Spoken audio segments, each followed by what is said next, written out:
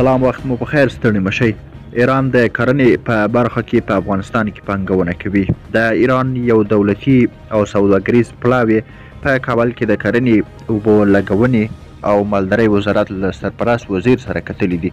د کرنې، اوبو لګونې او مالدارۍ وزارت په یو خبرپاڼه کې ویلي چې په دې لیدنه کې ایراني پلاوی په افغانستان کې د کرنې، مالدارۍ، اوبو لګولو، بڼوالۍ او د څارویو د نسل اصلاح او لبنیاتو د پروسس په برخو کې د پانګونې لپاره د ایران د حکومت او پانګوالو د لیوالتیا په اړه خبرې کړې دي او په دغو برخو کې د عملي کار پیل ته یې چمتووالی ښودلی.